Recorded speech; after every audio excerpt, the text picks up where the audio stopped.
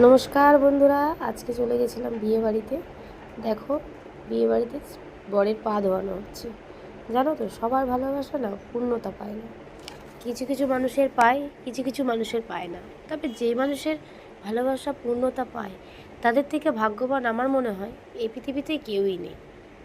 দেখো, এই বোনটা আমার কি সুন্দর ভালোবাসার পূর্ণতা পেয়েছে, অনেক বছরের পূর্ণতার ভালোবাসা আজকে পূর্ণতা পেল। তার মুখে হাসি, তার চোখের যে ভাষা, সেটা আলাদাই একটা রূপ তার মধ্যে হয়েছে।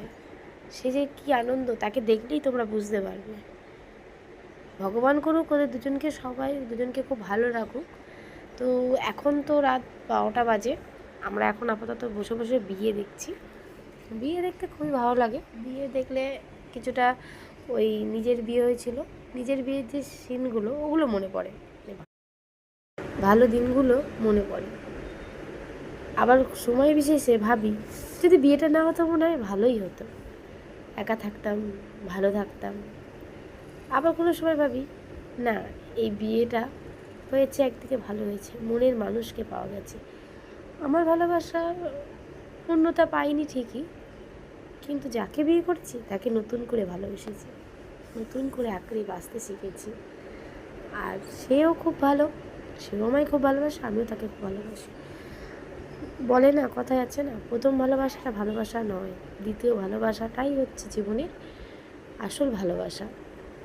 যেটা আমার সঙ্গে হয়েছিল, প্রথম ভালোবাসাটা আসলে ভালোবাসা ছিল না, ওটা খালি ছলনা ছিল, যেটা আমার সাথে হয়েছিল। কিন্তু দ্বিতীয় ভালোবাসাটা হচ্ছে সত্যিকারের ভালোবাসা, যেটা আমার থেকে আমার বর আমাকে বেশি ভালোবাসে। ঠাকুর করুন আমার এই বোনটিকেও তার বর খুব খুব ভালোবাসুক আর খুব খুব ভালো থাকুক। এই যে সিঁদুরদান হচ্ছে দেখছো, এখন সিঁদুরদান হয়ে যাবে, আমরা সিঁদুরদানটা দেখেই যেতে চলে যাব।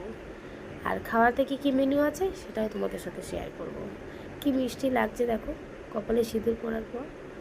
এরপর আমরা একটু ফটোশ্যুট করে নিলাম আমার বরের সাথে। এই যে আমরা একটু ফটোশ্যুট করে নিই, পাশে আমার ছেলে দাঁড়িয়ে আছে, একটুও ফটো তুলতে চাইলো না, ওনার মন খারাপ, উনি ফটো তুললই না। তাই আমরা ফটো তুলে চলে গেলাম খাবার প্লেয়ারে। এই যে দেখো কী কী মেনু আছে। আর আমি খেতে বসেছি ঠিকই, কিন্তু খেতে পারিনি, এত আমার ঠান্ডা লেগেছে, টনসিল ফুলে গেছে, যার জন্য হাঁ করে কিছু খেতেই পারছি না।